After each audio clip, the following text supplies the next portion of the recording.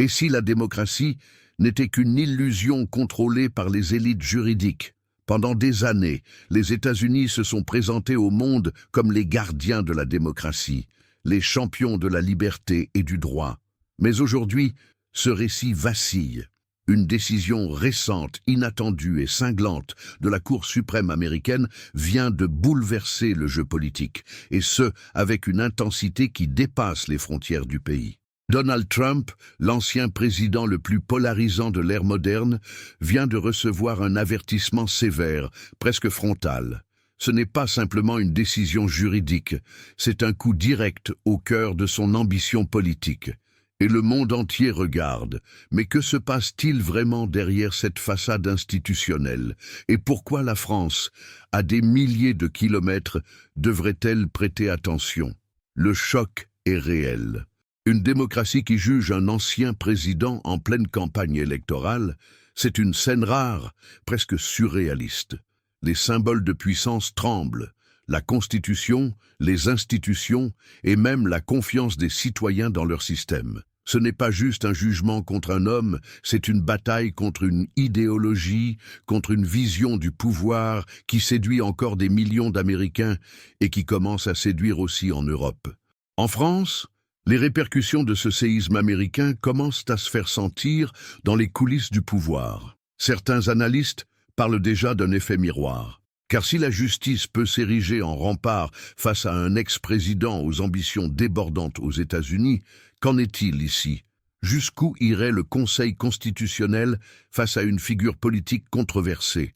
Sommes-nous réellement protégés contre une dérive autoritaire? La réponse dérange, parce qu'elle remet en question notre propre stabilité démocratique. L'affaire Trump n'est pas un fait isolé, c'est un signal d'alarme mondial.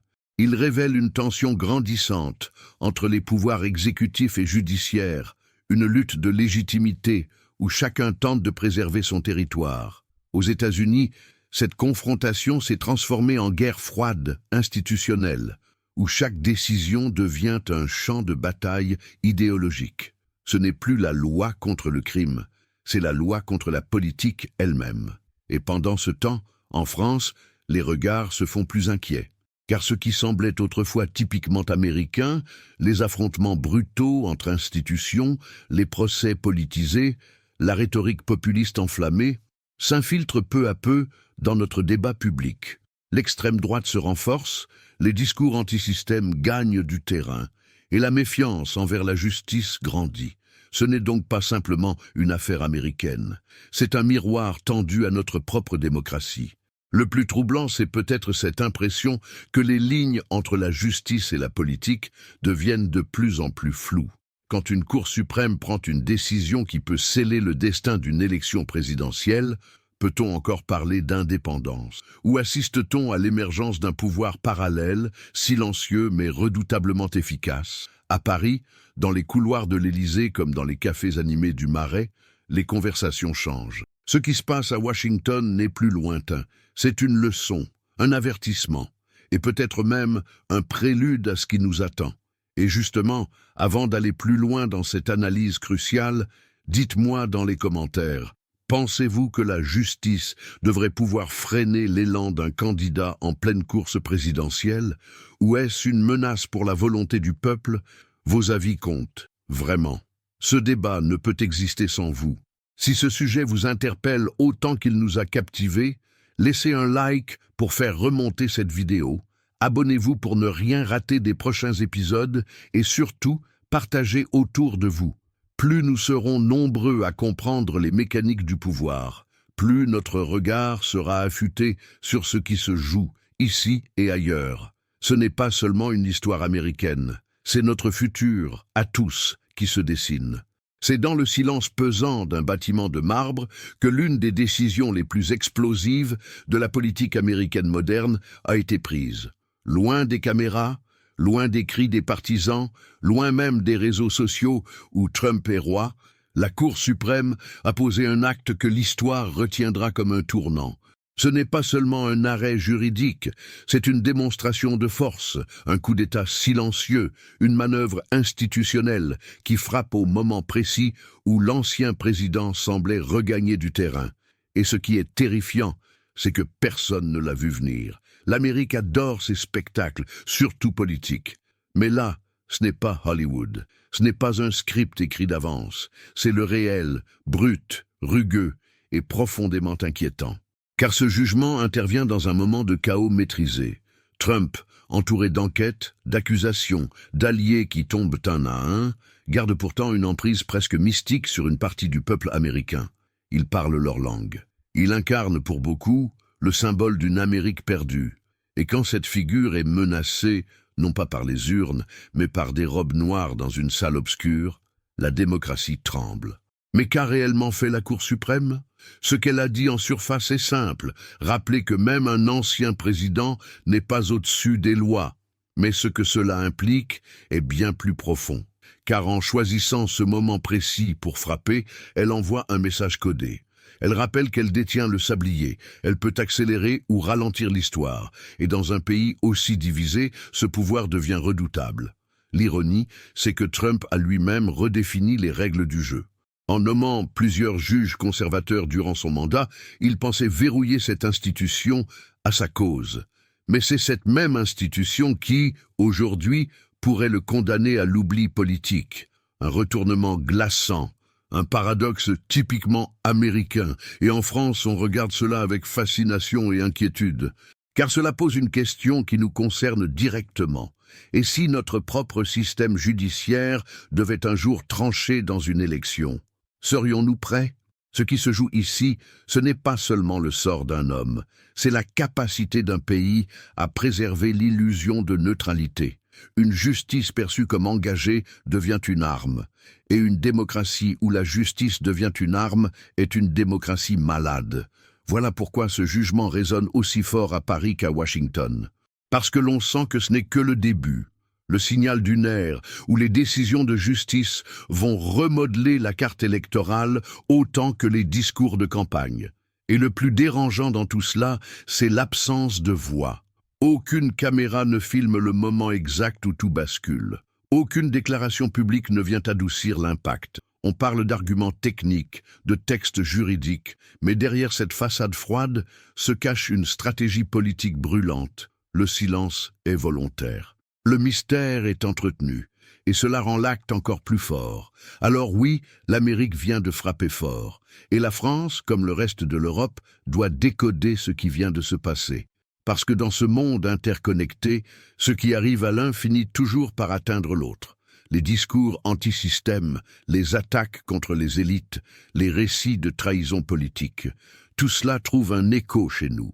Et si la justice devient l'arbitre des élections aux États-Unis, qui dit qu'elle ne le deviendra pas ici demain? Ce premier acte de notre récit est donc celui d'un coup de marteau invisible, celui d'un système qui agit dans l'ombre pour protéger ce qu'il croit être l'ordre. Mais l'ordre de qui? Pour qui? Et jusqu'à quand?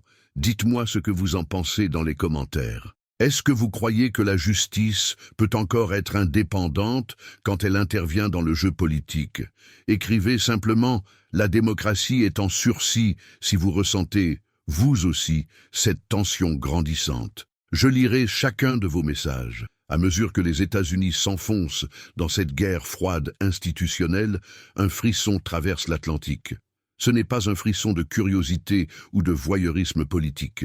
C'est une onde de choc réelle, perceptible, presque palpable dans certains milieux stratégiques européens, notamment en France. L'élite française, celle qui fréquente les couloirs de Matignon, les think tanks de la rive gauche ou les salles confidentielles de l'École nationale d'administration, observe la situation américaine avec une inquiétude teintée d'anticipation. Ce que vit l'Amérique, ce n'est pas un épisode isolé, c'est peut-être un avant-goût de ce que nous pourrions affronter demain. Ce lien entre les deux rives de l'Atlantique n'a jamais été aussi tendu. Et pourtant, jamais il n'a été aussi direct. Les dynamiques politiques se globalisent, les colères se synchronisent, les récits populistes traversent les frontières comme les tendances sur TikTok. Ce que Trump incarne, ce n'est pas seulement une figure politique américaine. C'est une matrice idéologique mondiale, un modèle exportable de contestation, d'opposition au système, de rupture avec l'ordre établi. Et ce modèle trouve écho en France dans les discours de certains leaders d'extrême droite, mais aussi dans les replis identitaires de certaines franges de la gauche radicale. Ce n'est plus une question de géographie, mais de climat social et politique. Et ce climat, justement, se réchauffe dangereusement. À Paris, comme à Marseille, à Lyon ou à Nantes, les débats deviennent plus nerveux, les discours plus polarisés. L'idée que les institutions trahiraient le peuple se répand comme une traînée de poudre. Et chaque fois que la justice française prend une décision perçue comme politique, c'est un peu de confiance démocratique qui s'effrite. L'exemple américain devient alors un miroir déformant. Ce que l'on observe à Washington n'est plus si loin. C'est peut-être ce qui nous attend, ou ce que certains espèrent voir se produire ici. Mais le plus fascinant et le plus inquiétant reste le silence des dirigeants européens. Très peu osent commenter ouvertement la décision de la Cour suprême américaine. Parce que cela reviendrait à admettre que la démocratie peut être menacée non pas par un coup d'État militaire, mais par une série de décisions judiciaires légalement incontestables, mais politiquement explosives. Et personne, à Bruxelles ou à Paris, ne veut ouvrir cette boîte de Pandore. Ce qui est en jeu ici, ce n'est pas seulement l'avenir de Trump, ni même celui des États-Unis. C'est la légitimité même des institutions démocratiques dans un monde où les citoyens croient de moins en moins à la neutralité des pouvoirs. La confiance se délite, lentement, mais sûrement. Et une fois qu'elle est perdue, elle ne revient jamais complètement. Les institutions deviennent alors des cibles faciles pour les théories du complot, pour les influenceurs politiques sur YouTube, pour les faiseurs d'opinion sur X, anciennement Twitter, qui savent manipuler les codes de l'algorithme pour semer le doute. Dans ce contexte, la France n'est pas épargnée. Les manifestations contre la réforme des retraites, les contestations face aux décisions du Conseil constitutionnel, les mouvements anti-vax ou anti-pass sanitaire, tout cela témoigne d'un malaise profond. Et c'est ce même malaise qui, aux États-Unis, a permis à une figure comme Trump de devenir le porte-voix d'un peuple désabusé. Ce n'est pas la logique institutionnelle qui l'a propulsé, c'est le vide émotionnel que ressent une partie de la population. Un vide que la justice, en se posant en ultime arbitre du destin politique, ne peut pas combler. Au contraire, elle risque de le creuser. Et si ce modèle de confrontation venait à se reproduire ici, si un candidat controversé fort de son soutien populaire se voyait brusquement empêché de poursuivre sa campagne en raison d'un jugement judiciaire, quelles seraient les réactions? Accepterait-on la décision comme un acte de justice ou la percevrait-on comme une trahison de l'élite contre le peuple? Cette question, aujourd'hui théorique, pourrait demain devenir brûlante. Ce que nous vivons, c'est un basculement discret mais profond du rôle des institutions. Et ce glissement est observé avec attention par les régimes autoritaires du monde entier, qui n'hésitent pas à dénoncer les leçons de démocratie venues de l'Occident. Quand une démocratie libérale comme celle des États-Unis semble vaciller sous le poids de ses propres mécanismes, le signal envoyé au reste du monde est lourd de conséquences. Et la France, dans son rôle d'acteur diplomatique majeur, se retrouve au cœur de cette équation. Avant de passer à la suite, j'aimerais savoir ce que vous en pensez. Est-ce que vous sentez, vous aussi, ce frisson d'instabilité qui monte? Écrivez dans les commentaires. On regarde l'Amérique, mais on parle de nous. Et dites-moi, selon vous, est-ce que la France est vraiment prête à affronter un choc institutionnel similaire? Vos réponses pourraient nourrir les prochains épisodes. Ce que beaucoup n'ont pas encore compris, c'est que dans le désordre, certains voient une opportunité. Ce n'est pas une erreur, ni une dérive incontrôlée du système. C'est une stratégie éprouvée, calculée, presque scientifique. Le chaos n'est plus un accident politique. Il est devenu une ressource, un levier, un moyen de domination. Et cette logique, perfectionnée aux États-Unis par des figures comme Trump, commence à essaimer bien au-delà des frontières américaines. Elle franchit les océans, les barrières culturelles, les traditions démocratiques. Et elle arrive doucement mais sûrement en France. Dans l'Amérique actuelle, l'instabilité est utilisée comme catalyseur. Plus les institutions s'embourbent, plus les élites s'enlisent dans leurs procédures, plus le discours antisystème se renforce. La confusion devient un spectacle, la confrontation, un outil de mobilisation. Et chaque coup porté par la justice, chaque attaque médiatique, chaque révélation judiciaire, au lieu d'affaiblir les figures contestées, les renforce auprès de leur base. Cela crée une dynamique circulaire. Plus on accuse, plus on crédibilise le discours de persécution. Plus on tente de freiner, plus on alimente l'élan. Ce mécanisme est redoutable, car il inverse les règles traditionnelles du jeu démocratique. Le scandale ne détruit plus une carrière. Il devient son carburant. Et c'est précisément ce que certains stratèges politiques en Europe commencent à comprendre. Ils ne cherchent plus à éviter la polémique. Ils la provoquent. Ils ne fuient plus la justice. Ils l'attendent comme un duel. Car dans ce théâtre moderne de la politique spectacle, le tribunal devient une scène et chaque dossier judiciaire, un épisode de plus dans une saga épique. Le storytelling prime sur les faits. L'émotion prend le pas sur la raison. Et la vérité devient malléable, subjective, presque inutile. La France n'est pas encore tombée dans cette mécanique infernale, mais elle en sent les frémissements.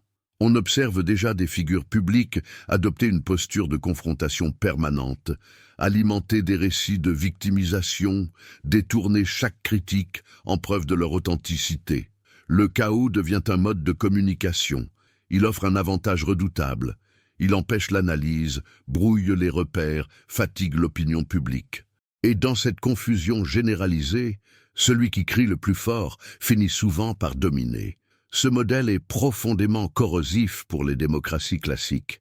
Il déstabilise les médias, qui ne savent plus s'ils doivent dénoncer ou simplement ignorer. Il piège la justice, qui doit agir mais sans se politiser. Il divise les citoyens qui ne partagent plus les mêmes faits, les mêmes récits, ni même les mêmes vérités. C'est un jeu dangereux, mais efficace. Et lorsqu'il est mis en œuvre avec suffisamment de précision, il permet à n'importe quel outsider, aussi controversé soit-il, de se hisser au sommet du pouvoir. Dans ce contexte, le rôle de la France devient central, parce qu'elle est perçue en Europe comme une démocratie robuste, une référence institutionnelle. Mais cette réputation est-elle encore fondée ? Nos institutions sont-elles prêtes à résister à une vague de déstabilisation émotionnelle ? Que se passerait-il si demain, un candidat porteur d'un récit radicalement anti-système accédait au second tour d'une élection présidentielle, soutenu par une base électorale galvanisée, qui rejette en bloc la légitimité des médias et de la justice? La question n'est plus théorique, elle est urgente. Car ce que la stratégie du chaos révèle, c'est la fragilité de nos équilibres. Elle nous force à reconnaître que la démocratie ne tient pas uniquement par ses lois ou ses institutions, mais par un lien invisible de confiance, de cohérence partagée. Et ce lien, aujourd'hui, est en train de se rompre, peu à peu, sans bruit, par fatigue, par lassitude, par saturation. Et pendant que ce lien se défait, les architectes du désordre avancent. Ils n'ont pas besoin de convaincre une majorité, seulement d'alimenter un climat, créer de la peur, de la colère, du doute. Le reste suit, car dans une société saturée d'informations, où chaque opinion a la même visibilité qu'un fait, le chaos devient un argument. Il est utilisé pour dévaloriser l'expertise, ridiculiser la nuance, imposer la simplification extrême. Et dans cette simplification, les figures fortes, même si elles sont autoritaires, trouvent leur place. Nous arrivons à un point critique. Ce n'est pas encore une fracture, mais c'est une fissure. Et de cette fissure pourrait jaillir un courant politique qui, sous couvert de rendre le pouvoir au peuple, pourrait en réalité l'entraîner dans un labyrinthe où plus rien ne fait sens. Dites-moi ce que vous en pensez. Est-ce que vous aussi, vous ressentez cette dérive vers le spectacle, vers l'outrance? Est-ce que vous pensez que le chaos est devenu une stratégie de pouvoir?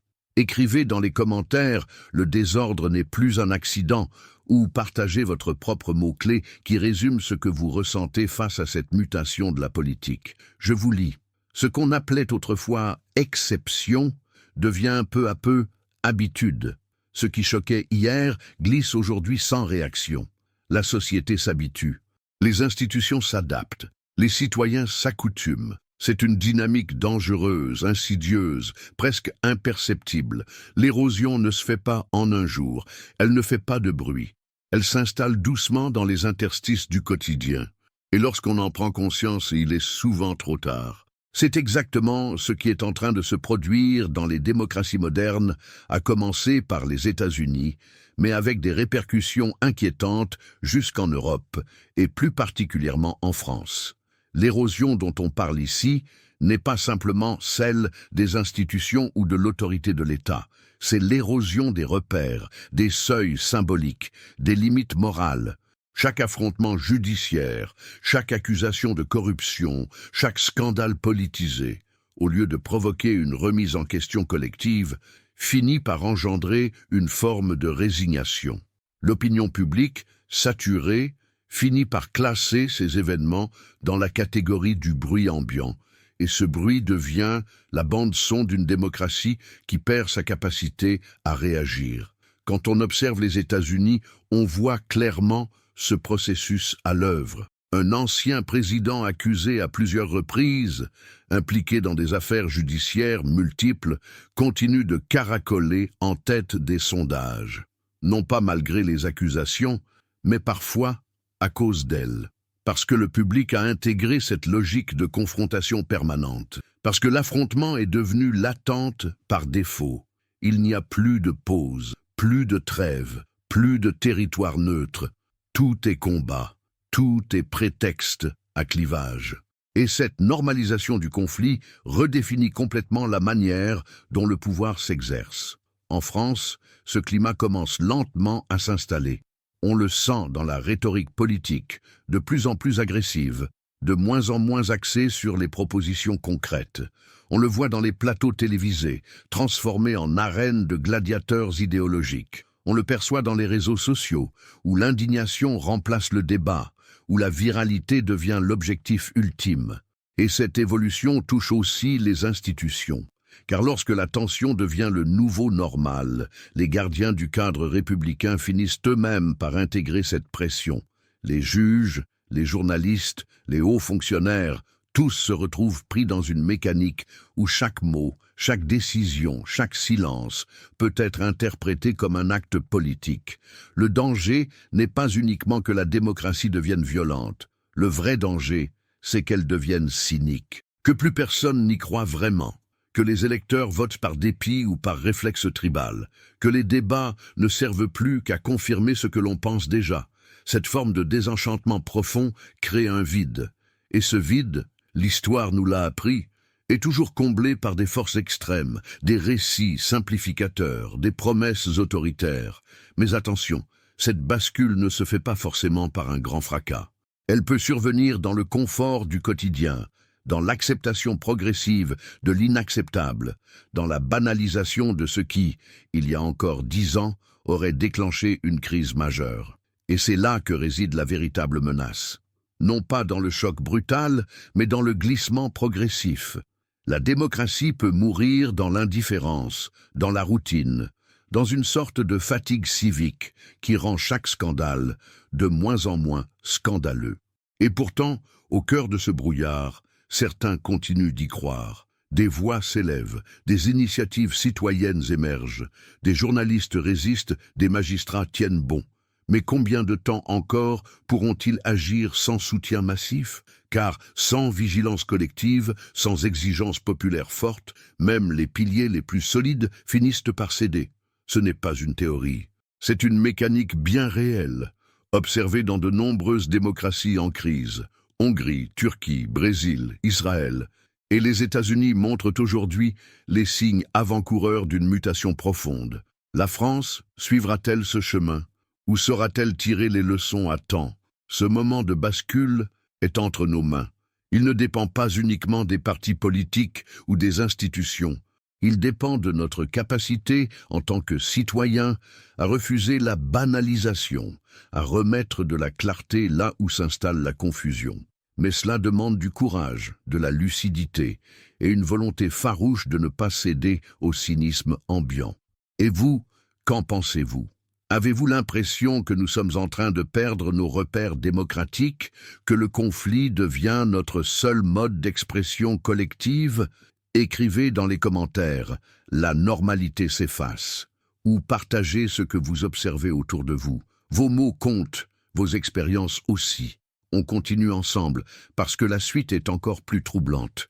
Ce que nous vivons n'est plus une simple crise institutionnelle, ni même un combat politique entre adversaires idéologiques.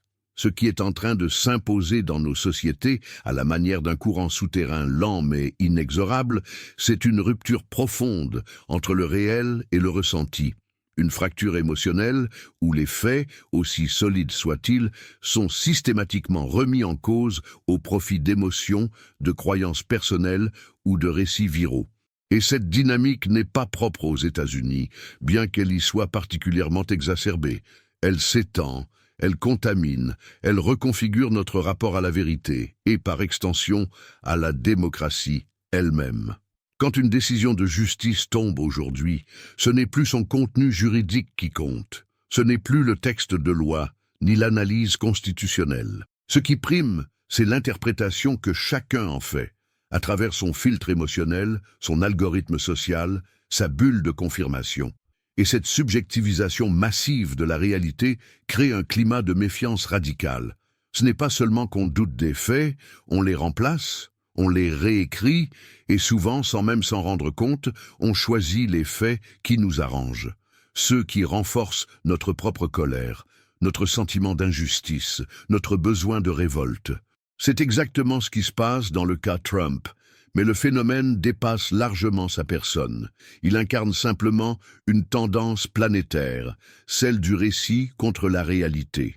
Peu importe les preuves, peu importe les procédures, peu importe le poids des institutions, ce qui compte aujourd'hui, c'est ce que l'on ressent.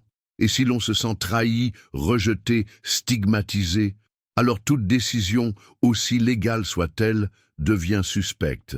Voilà pourquoi les démocraties tremblent. Parce qu'elles ont été construites sur une idée fondatrice, l'existence d'un socle commun, d'une vérité partagée, d'un minimum de consensus rationnel. Si ce socle disparaît, alors tout peut être contesté, tout peut être transformé en attaque personnelle, en injustice politique, en complot. La France, là encore, n'est pas épargnée. La montée des récits alternatifs, la prolifération des chaînes d'information émotionnelles, l'explosion des micro-influenceurs politiques sur les réseaux, tout cela participe à une recomposition du débat public. Et ce débat public n'est plus structuré autour d'idées, mais autour d'identités. On ne pense plus pour convaincre, on pense pour appartenir. On défend une cause comme on soutient une équipe de football. Avec passion, parfois avec violence, souvent sans recul. Et cette tribalisation du débat affaiblit tous les mécanismes rationnels du fonctionnement démocratique. Ajoutez à cela la vitesse folle à laquelle circulent les émotions. Une image sortie de son contexte, une citation tronquée, une vidéo montée pour provoquer la colère.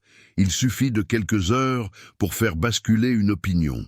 Le temps de la vérification n'est plus compatible avec le rythme du choc émotionnel. On réagit avant de réfléchir. On commente avant de comprendre. Et dans cette précipitation numérique, ceux qui maîtrisent le langage émotionnel ont toujours une longueur d'avance. Ce n'est plus une course à l'information, mais une course à l'indignation. Cette transformation radicale de l'espace public rend la mission des institutions encore plus complexe. Comment exercer une autorité légitime quand chaque décision est immédiatement jugée à l'aune des ressentis individuels? Comment maintenir une cohésion nationale quand la population ne partage plus les mêmes récits? Ce sont des questions que les démocraties occidentales n'avaient pas anticipées. Et aujourd'hui, elles se retrouvent à jouer un rôle défensif, à tenter de préserver un cadre, alors que les fondations mêmes de la vérité partagée sont fragilisées. Mais derrière cette fracture émotionnelle, il y a aussi une immense fatigue. Une fatigue informationnelle, une lassitude face aux polémiques incessantes, une saturation face aux drames successifs. Beaucoup de citoyens décrochent, ils se retirent, ils n'y croient plus. Et ce retrait est une forme de silence tragique, car dans une démocratie, quand les voix modérées se taisent, ce sont les extrêmes qui gagnent en volume. Le terrain se vide, mais les hurleurs restent. Et leur parole devient alors dominante, non pas parce qu'elle est majoritaire, mais parce qu'elle est la seule à se faire entendre. Ce basculement émotionnel affecte aussi la mémoire collective. L'histoire récente devient floue. On oublie les faits, on se souvient des ressentis. On ne retient pas ce qui a été dit, mais comment cela nous a fait sentir. Et cette mémoire affective, bien plus malléable que la mémoire factuelle, peut être exploitée, manipulée, reconfigurée à volonté. C'est un outil puissant pour ceux qui veulent déstabiliser le système de l'intérieur. Et vous, avez-vous remarqué ce glissement autour de vous?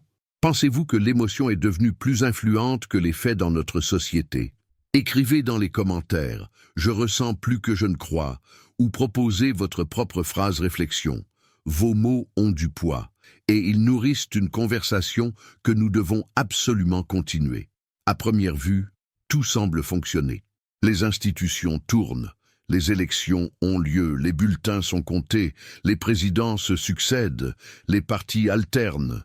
Mais derrière cette façade démocratique intacte, une réalité plus trouble s'installe, celle d'un système où le vote est encore là mais vidé peu à peu de sa substance.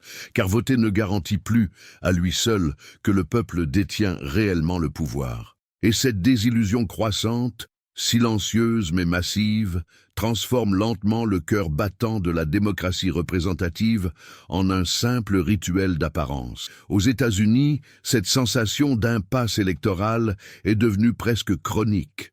Une large partie de la population estime que, quel que soit le résultat des urnes, rien ne change vraiment. Les élites restent en place, les privilèges se conservent, les grandes décisions échappent au contrôle des citoyens. Cette perception, qu'elle soit fondée ou non, alimente un ressentiment profond. Et ce ressentiment ouvre la porte à deux dérives, le cynisme ou la radicalisation. Soit on se retire du jeu politique, convaincu que tout est joué d'avance, soit on cherche à le faire exploser de l'intérieur en soutenant des figures de rupture qui promettent de nettoyer le système par tous les moyens. En France, ce sentiment de désillusion électorale grandit lui aussi. L'abstention bat des records, notamment chez les jeunes et dans les zones rurales. Les votes de protestation deviennent la norme plutôt que l'exception. Et dans les débats, une phrase revient comme un leitmotiv amer « ça ne sert à rien de voter ». C'est ici que l'illusion du choix devient la plus dangereuse, car un citoyen qui vote sans conviction ou qui vote simplement pour barrer la route à un autre candidat, n'est plus vraiment un acteur. Il devient spectateur d'un système dont il doute. Et cette distance affaiblit les fondations mêmes du contrat démocratique. Mais alors, pourquoi ce sentiment d'impuissance s'installe-t-il aussi fortement? C'est là que l'affaire Trump, et plus largement la confrontation entre justice et politique, joue un rôle révélateur. Quand un ancien président peut être jugé, inculpé, freiné, ou peut-être même empêché de se représenter, non pas par la volonté directe du peuple, mais par des procédures institutionnelles opaques pour le grand public, une question émerge. Qui décide vraiment? Le peuple ou les instances? Et même si ces procédures sont légales, même si elles sont justifiées, le sentiment d'un décalage entre pouvoir électoral et pouvoir réel grandit. Ce décalage est accentué par la complexité croissante des systèmes. La technocratie, l'eurocratie, les comités d'experts, les organes indépendants, autant de structures souvent nécessaires, mais dont le fonctionnement échappe à la compréhension de la majorité. Le citoyen ne sait plus à qui demander des comptes, il ne sait plus qui est responsable, et dans ce flou institutionnel, le vote perd de son efficacité symbolique. Il devient un geste isolé, dans un processus dont l'issue semble déjà écrite. Ajoutez à cela les scandales politiques, les conflits d'intérêts, les promesses non tenues, et vous obtenez un cocktail parfait pour nourrir la défiance. Et cette défiance, contrairement à ce que certains pensent, ne mène pas toujours à la révolution. Elle mène souvent à la résignation, à un silence pesant, à une normalisation de la passivité citoyenne. Et c'est peut-être là que réside le danger ultime, non pas dans la colère, mais dans l'indifférence. Quand voter ne suffit plus à changer les choses, quand l'alternance politique ne produit plus d'alternatives crédibles, quand la parole publique devient inaudible, alors d'autres forces se lèvent, des forces qui ne croient pas au dialogue, qui ne croient pas au compromis, qui ne croient pas au système, tout simplement. Et c'est ce que montre l'histoire encore et encore. Les démocraties ne meurent pas toujours par un coup d'État. Elles peuvent s'éteindre lentement, par abandon, par fatigue, par glissement progressif vers un autoritarisme doux qui garde les formes tout en vidant le fond. Et pendant ce temps, les élites continuent de parler de participation, d'engagement, de citoyenneté, sans voir ou sans vouloir voir que la base se dérobe, que l'engagement n'est plus là, que la confiance a disparu. Et que le jour où une majorité cessera de croire en l'utilité de son vote, ce jour-là, les formes démocratiques ne tiendront plus. Dites-moi ce que vous en pensez. Avez-vous l'impression que le vote a perdu de sa force, de son pouvoir réel? Pensez-vous que nous vivons dans une démocratie de façade? Écrivez dans les commentaires « Je vote, mais pourquoi ?» ou partagez votre propre phrase qui résume ce que vous ressentez face à ce déséquilibre. Vos mots nourrissent la réflexion collective, et ils sont plus importants que jamais. Dans les moments de turbulence, quand les institutions vacillent, quand le peuple doute de ses représentants, un autre acteur réapparaît dans l'ombre, celui que certains appellent l'État profond. Ce terme, longtemps relégué aux marges du discours politique, ressurgit aujourd'hui avec une force nouvelle, portée à la fois par les partisans de théories du complot, mais aussi par des observateurs plus modérés qui commencent, eux aussi, à interroger la véritable nature du pouvoir. Et ce qui frappe, c'est que cette idée, autrefois confinée aux coulisses de l'extrême droite américaine, trouve désormais écho dans des cercles bien plus larges, jusqu'aux discussions quotidiennes de citoyens ordinaires, en France comme ailleurs. Aux États-Unis, Donald Trump a construit une partie de sa puissance narrative autour de ce concept, celui d'un pouvoir caché, tentaculaire, qui agirait en coulisses pour freiner les ambitions du vrai peuple. Pour beaucoup de ses partisans, les procédures judiciaires, les enquêtes à répétition, les obstacles institutionnels ne sont pas perçus comme des mécanismes normaux de contrôle démocratique. Ils sont vus comme les preuves de l'existence d'un système parallèle, opaque, hors de portée du suffrage universel. Ce récit, qu'on pourrait croire caricatural, a pourtant séduit des millions de personnes. Non pas parce qu'il est vérifiable, mais parce qu'il donne un sens à leur frustration. Il offre une explication simple à un monde devenu incompréhensible. Et là encore, la France n'est pas immunisée. Le sentiment que certaines décisions ne viennent plus du politique, mais d'une technostructure inamovible, se diffuse dans l'opinion. Beaucoup ont l'impression que les gouvernements passent, mais que les mêmes politiques continuent. Que ce soit sur les réformes économiques, les choix géopolitiques, ou même les orientations sociétales, une impression tenace s'installe, celle d'un pouvoir diffus, inaccessible, qui échappe au contrôle citoyen. Ce n'est pas tant une croyance dans un complot organisé qu'une intuition persistante que tout est déjà décidé ailleurs. Et c'est là que l'idée d'un État profond se transforme en outil narratif redoutablement efficace. Elle permet de cristalliser la défiance, de désigner un ennemi, de créer une polarité simple entre eux et nous. Elle alimente la paranoïa collective, mais aussi une forme d'activisme politique radicalisé.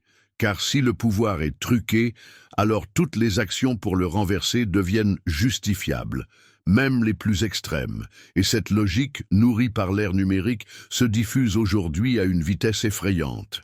On pourrait croire que cette peur du pouvoir invisible est irrationnelle.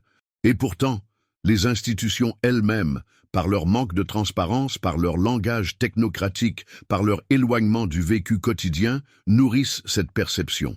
Quand un Conseil d'État invalide une loi sans que personne ne comprenne les fondements juridiques, quand une directive européenne s'applique sans débat national, quand des décisions économiques majeures sont prises par des entités indépendantes mais inconnues du grand public, alors l'impression d'un pouvoir occulte devient légitime, même si elle est inexacte. Ce flou démocratique crée une tension permanente entre la surface du pouvoir, celle que l'on voit, les élections, les ministres, les parlements, et sa profondeur réelle, celle que l'on soupçonne, les lobbies, les conseillers non élus, les sphères d'influence. Et dans cette faille se glisse le doute. Ce doute n'est pas anodin. Il modifie la nature même du contrat démocratique, car une démocratie ne fonctionne que si les citoyens croient que leur voix compte réellement, que les mécanismes de contrôle sont compréhensibles, que les décisions peuvent être contestées dans un cadre clair. Quand ce cadre se trouble, c'est toute l'architecture politique qui se fissure. Ce retour du pouvoir invisible comme figure centrale du débat est aussi un symptôme d'un besoin de repères. Dans un monde incertain, fragmenté, chaotique, les gens cherchent des narratifs solides. Et les narratifs conspirationnistes ou semi-conspirationnistes sont puissants précisément parce qu'ils offrent une réponse simple à une réalité trop complexe. Ils réduisent le monde à des luttes de coulisses, à des manipulations, à des ennemis. Et dans cette guerre des récits, la vérité institutionnelle perd souvent face à l'efficacité émotionnelle. On pourrait se rassurer en se disant que ce n'est qu'un phénomène marginal. Mais les dernières élections dans plusieurs pays montrent que ce n'est plus le cas. Des candidats bâtissent leur campagne entière sur cette idée de restauration du pouvoir au peuple, contre les élites cachées, les bureaucrates, les juges, les journalistes. Et ça fonctionne. Parce que le doute a déjà fait son œuvre, parce que dans le climat actuel, la moindre erreur de transparence est interprétée comme la confirmation d'un contrôle souterrain. Et vous, que pensez-vous de cette idée d'un pouvoir invisible?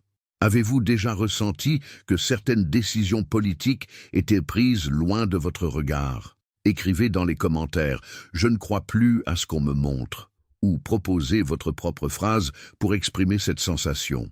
Votre voix mérite d'être entendue, surtout dans un monde où ce que l'on ne voit pas semble souvent plus puissant que ce que l'on voit.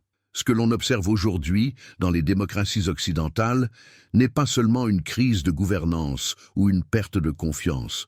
C'est quelque chose de plus profond, de plus symbolique, une transformation de la politique en rituel. Les mots, les gestes, les postures, les événements électoraux ou institutionnels, tout continue d'exister, mais avec de moins en moins de substance. Ce théâtre de la représentation démocratique, qui fut autrefois le cœur battant de la vie citoyenne, ressemble de plus en plus à une mise en scène dont le public connaît déjà la fin et parfois même n'y prête plus attention. Les applaudissements sont rares, les huées sont mécaniques et le silence devient une forme de protestation invisible. Dans ce contexte, chaque discours présidentiel, chaque réforme annoncée, chaque débat parlementaire prend l'allure d'une performance. On parle, on annonce, on débat, mais souvent sans impact réel sur la vie concrète des gens. Ce n'est pas que les décisions n'existent pas, mais elles s'enchaînent dans une temporalité floue, où la promesse tient lieu d'action. Et ce glissement progressif d'un pouvoir effectif vers un pouvoir théâtralisé produit une forme de fatigue politique généralisée. Les citoyens voient défiler les visages, mais pas les changements. Ils entendent les slogans, mais ne sentent plus la portée. Ils participent au rituel électoral comme on va à une cérémonie connue d'avance, avec politesse mais sans foi. C'est dans cet espace de désenchantement que les populismes prospèrent, car ce qu'ils proposent, ce n'est pas une solution concrète.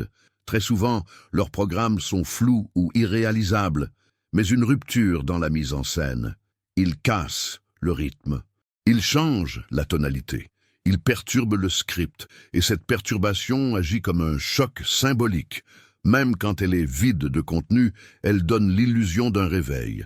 Elle brise la monotonie du rituel. C'est précisément ce que Trump a incarné aux États-Unis et ce que d'autres figures tentent d'importer en Europe, notamment en France. Mais le paradoxe, c'est que ces perturbateurs deviennent eux-mêmes des figures rituelles dès lors qu'ils entrent dans le système. Ils finissent par reproduire, parfois de manière encore plus caricaturale, les codes qu'ils dénonçaient. Ils deviennent les nouveaux acteurs d'une pièce qui continue, avec un décor un peu plus abîmé, mais un scénario toujours aussi prévisible. Ce que cela révèle, c'est que la crise n'est pas seulement une affaire de personnes ou de partis, mais bien de structure. Le spectacle démocratique s'est autonomisé. Il tourne sur lui-même. Il génère ses propres codes, ses propres conflits, ses propres rebondissements, souvent sans lien direct avec les urgences sociales ou économiques. En France, ce phénomène se manifeste à travers une succession de débats symboliques qui mobilisent beaucoup l'opinion, mais laissent peu de traces concrètes. On parle beaucoup de principes, de valeurs, d'identité, de mémoire. On crée des polémiques, des scandales, des affrontements verbaux. On fait vibrer les cordes sensibles, mais on agit peu sur les inégalités structurelles, la précarité, le pouvoir d'achat, la fracture territoriale. Le débat devient un art abstrait, un exercice de style, un duel de narration. Et dans ce contexte, la réalité sociale devient le grand oublié du jeu politique. Ce vide est d'autant plus dangereux qu'il est masqué par l'intensité du bruit médiatique. Plus le discours est creux, plus il est amplifié. Plus l'action est limitée, plus la communication est spectaculaire. Les réseaux sociaux accentuent cette logique. Ils privilégient l'instantanéité, le clash, l'émotion rapide. Ils récompensent la forme, pas le fond. Ils transforment chaque événement politique en micro-épisode d'une série sans fin, où la durée d'attention est réduite à quelques secondes. Et dans cette frénésie, la démocratie se dilue. Elle devient une suite de moments sans mémoire, de chocs sans conséquences, de déclarations sans suite. Mais attention, ce n'est pas parce que les citoyens se détachent de la politique qu'ils cessent de penser ou de vouloir. Ce détachement est une forme de lucidité désabusée, une manière de dire « nous ne croyons plus à ce que vous montrez ». C'est un cri silencieux. Et ce cri, s'il n'est pas entendu, peut se transformer en rejet pur et simple, en refus du jeu, en appel à autre chose, parfois plus dur, plus vertical, plus radical, parce qu'à force de ne plus faire sens, le théâtre politique ouvre la porte à d'autres formes d'autorité, plus brutales, mais perçues comme plus efficaces. Alors dites-moi, avez-vous le sentiment que la politique est devenue un rituel vidé de sens, que tout est dit, rejoué, mais plus rien ne vous touche vraiment? Écrivez dans les commentaires « Je ne crois plus à la scène » ou laissez votre propre phrase pour décrire ce que vous ressentez en tant que spectateur de cette démocratie spectacle. Vos mots pourraient bien en réveiller d'autres. Si vous êtes arrivé jusqu'ici, c'est que ce sujet vous a parlé, peut-être même plus que vous ne l'imaginiez au départ. Et maintenant, c'est à vous que nous voulons donner la parole. Dites-nous dans les commentaires, qu'est-ce que ce que vous venez de voir et d'entendre a éveillé en vous? Quelle pensée, quel doute, quelle émotion? Votre ressenti est précieux, car il permet de nourrir un espace d'échange réel, loin du bruit et du vide. N'oubliez pas de vous abonner à la chaîne pour ne rien manquer des prochains contenus, des analyses profondes, sans filtre, toujours connectées à l'actualité du monde et à ce qui façonne nos vies. Laissez un like, c'est un petit geste pour vous, mais un immense soutien pour cette mission d'éveil que nous portons ensemble ici. Et surtout, restez avec nous. La vidéo suivante est déjà à l'écran, et elle pourrait bien ouvrir encore plus de portes que celle-ci. À tout de suite.